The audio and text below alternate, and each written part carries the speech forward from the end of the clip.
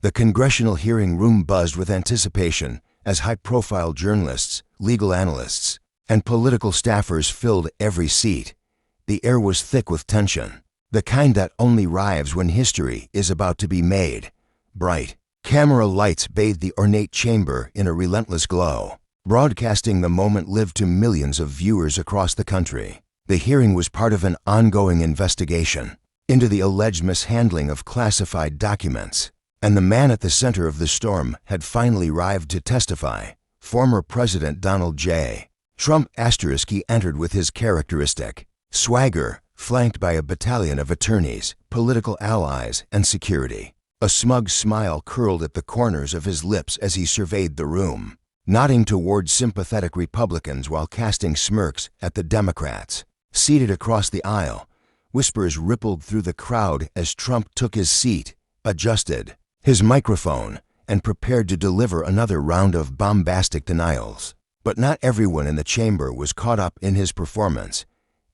Representative Jasmine Crockett, known for her razor-sharp questioning and cool demeanor, sat quietly near the front. She didn't fidget. She didn't even blink as Trump launched into one of his well-practiced rants, filled with claims of political persecution, deep state conspiracies, and grand tales of patriotism. She observed him with quiet intensity, pen in hand, her notes meticulously prepared and organized. Crockett was waiting not for Trump to stumble, but for the perfect opportunity to force clarity through the fog of chaos, as he rambled on, dismissing every accusation as fake news and interrupting lawmakers with off-topic tirades. Crockett's gaze never wavered. Other members of the committee shifted in their seats, rolled their eyes, or exchanged exasperated glances. But Crockett remained still, focused, absorbing every word, not because she believed him, but because she knew the power of timing. She didn't need to argue with him. She needed only one moment to change the course of the hearing, and she was patient enough to wait for it. Trump's voice boomed across the chamber as he waved his hands theatrically, lashing out at his critics with dramatic flair. "This entire thing is a witch hunt," he declared, pointing fingers at Democrats. "They've been after me since day one, because I dared to put America first." A few of his supporters in the gallery clapped before being shushed by security. Cameras zoomed in on his face as he leaned back in his chair, smirking like a man convinced he was untouchable. He brushed off questions from other members of the committee, dodging specifics and redirecting blame toward old political enemies. Then, the chair recognized Representative Jasmine Crockett. A subtle shift occurred in the room's energy. Trump's eyes briefly scanned her direction with a trace of amusement, as if preparing for another round of deflection. But Crockett didn't flinch. She adjusted her microphone slowly, her posture composed and confident. The room grew quieter as people leaned forward. Crockett's voice was steady, not loud, not angry, just precise and sharp like a scalpel. Mr. Trump, she began, her tone neutral yet piercing. "If you're as innocent as you claim, why does the truth seem to scare you more than prison?" The room stopped completely. Reporters froze mid-scribble. Staffers lifted their heads in disbelief. The question was like a sudden drop in temperature, stunning, cold, and inescapable. Trump, caught mid-breath, looked momentarily dazed, his mouth opened slightly as if to respond, but no sound came out. His bravado melted in real time, right there on live television. The confident posture deflated for a split second, just long enough for the silence to do its work. Even some of Trump's usual defenders looked momentarily rattled. Cameras captured every angle. Crockett, calm and composed, Trump, blinking rapidly, searching for footing. The gallery, struck dumb by the power of 12 words. The brilliance wasn't in volume or aggression, it was in clarity. A simple question that exposed the rot in all his excuses. Crockett leaned back, saying nothing more, knowing the silence was louder than anything she could add.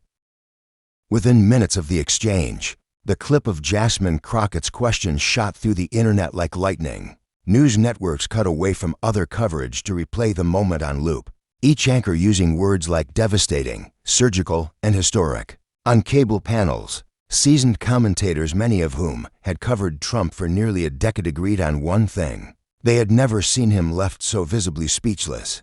The power of the moment wasn't just in the silence that followed, it was in what it represented. Someone had cut through the noise, not with anger, but with undeniable clarity. Asterisk on Twitter. The phrase, "Why does the truth scare you more than prison?" became an instant rallying cry. Activists, lawyers, and even apolitical observers retweeted the clip with captions like, "That's how you hold power." Accountable and Crockett didn't come to play. The hashtag truth scares Trump began trending within the hour. Memes flooded in split screens of Trump's stunned expression next to Crockett's poised delivery. One meme showed a boxing ring with Crockett delivering a knockout punch labeled "Truth." Late-night comedians rushed to include the moment in their monologues, dubbing it the verbal equivalent of a lightning bolt. Asterisk on TikTok. Creators turned the moment into audio clips for dramatic reenactments and remix videos. Political influencers praised Crockett's calm demeanor, while psychologists chimed in on the body language shift in Trump's reaction. How the tightening of his jaw and his brief inability to blink revealed a loss of control. Even some conservative voices, though reluctant, admitted the moment landed harder than expected. Asterisk mainstream newspapers featured headlines like "Crockett's one-liner shifts momentum in Trump hearing" and "A sentence that may define the political season." Editorials celebrated her ability to bypass the chaos and ego that usually dominated such hearings. In an era where viral moments often lost meaning, this one stuck not because it was sensational, but because it spoke a truth so plainly that it didn't need to be repeated. It wasn't just a moment of political theater. It was a crystallization of frustration, justice, and courage into a single, unforgettable sentence. The hearing continued, but the tone had been irrevocably altered. Trump, once the dominant presence in any room, now appeared diminished. His responses were slower, more cautious. He avoided eye contact with Crockett, instead looking down at his notes or toward his lawyers before answering even the simplest questions. The swagger that had defined his public persona seemed dulled, as if the sting of one sentence had peeled away the veneer of invincibility he had worn for years. Other members of the committee, sensing the shift, adjusted their approach. The atmosphere no longer revolved around Trump's performance, it had pivoted toward accountability. Asterisk outside the chamber, the public response only grew stronger. Protests and rallies erupted in several cities, not against Trump, but in support of truth, transparency, and leaders willing to speak hard truths. College campuses hosted impromptu watch parties to replay the hearing, dissecting every angle of Crockett's delivery. Political discussion forums online were flooded with new voices, many of them young people saying they had tuned into a hearing for the first time. Simply because of that clip, civic engagement surged. Congressional inboxes filled with messages from constituents demanding more direct, fearless questioning from their representatives. Asterisk a few days later, Jasmine Crockett appeared on a primetime news program. The interviewer, visibly impressed, asked her how she had crafted such a powerful question. Crockett smiled softly and said, "I didn't rehearse that. I just listened to everything he said, all the noise. And I asked the question I thought most Americans would ask if they were sitting in that chair. Sometimes the truth doesn't need to shout to be heard." Her humility only added to the public's respect. She wasn't celebrating a takedown, she was defending a principle.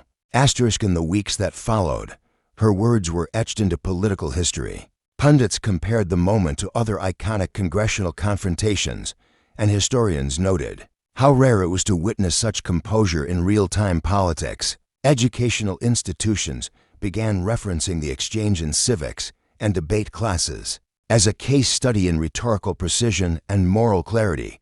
Asterisk for Trump, the moment haunted the remainder of the hearings. Every new headline, every new development in the investigation carried echoes of that question. It became a litmus test. Could he answer it? Would he try? And why, when faced with it? Had he gone silent? For Crockett, the moment wasn't about fame or attention. It was about piercing the heart of power with a question it could not outrun. And for the nation, it was a reminder that sometimes one voice, calmly spoken, could change the entire rhythm of democracy.